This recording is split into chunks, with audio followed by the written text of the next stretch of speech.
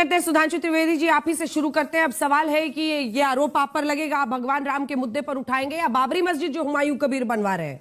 तो सवाल तो यही उठेगा कि आप एक बार फिर से हिंदू मुस्लिम राम भगवान राम उन्हीं के इर्द गिर्द पॉलिटिक्स को ले जा रहे हैं। क्या जवाब है? अंजना जी, बड़ी आश्चर्य की बात है। बाबरी मस्जिद वो बनाएंगे, वो भी बंगाल में जहां तक बाबर पहुंचा ही नहीं था।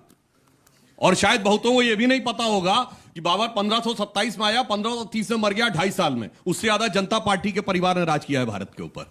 मगर 16वीं शताब्दी के उस 2.5 साल के ऊपर बंगाल में मस्जिद बन रही, हिंदू मुस्लिम हम कर रहे हैं। अब सुनिए दूसरी बात, ममता बनर्जी जी ने कहा था, याद करिए जब रामनवमी रमजान के महीने में पड़ी थी, कि मुस्लिम रमजान के महीने में कोई गलत काम नहीं करता, हिंदू रामनवमी में ध्यान रखें। जबकि वो भूल गई कि 16 अगस्त 1946 रमजान का 17वां रोजा था, डायरेक्ट एक्शन डे जिस दिन हुआ था।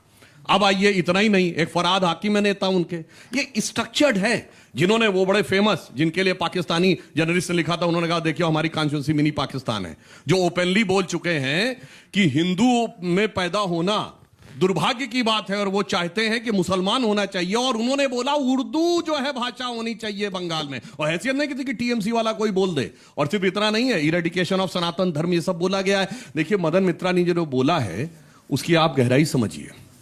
ये कह रहे हैं भगवान राम मुसलमान ना, ये तो तय मान लीजिए पक्का कि अगर 1-2 चुनाव और रह गई इनकी सरकार, तो उसके बाद अगली पीढ़ी में मुर्शिदाबाद, मालदा, 24 परगना, उन इलाकों में सब के सब मुसलमान हो जाएंगे। जो बांग्लादेश में हो रहा वो दिखेगा, जो कश्मीर में हुआ था रलिफ कलिफ जलिफ, यानी या तो कन्वर्ट हो जाओ या कट जाओ या भाग जाओ, यही होने वाला है। और मैं फिर इसमें एक और बात, मदन मित्रा कह रहे हैं कि हमने तो चैलेंज किया बीजेपी को, चैलेंज अभी उनको बता रहा हूं। और मैं कहना चाहता हूं भाई साहब, भगवान राम के भजन को तो आधा मुसलमान कर ही दिया था आजादी के समय। उसके बाद आगे बढ़ते हुए क्या, रघुपति राघव राजा राम, सुंदर विग्रह मेघा श्याम, गंगा तुलसी शालिग्राम, भक्त गिरीश्वर सीता राम, भगत जनी प्रिय राजा राम। उसमें ईश्वर अल्लाह 13 नाम हो गए थे। आधा मुसलमान भजन को कर दिया, उसके बाद भी क्या शांति आई? नहीं। उसके बाद 67 के सूरत से लेके 87 के मेरठ तक, मुरादाबाद तक, भिवंडी तक कितने दंगे हुए, शांति आ गई। उसके बाद कश्मीर हुआ, शांति आ गई?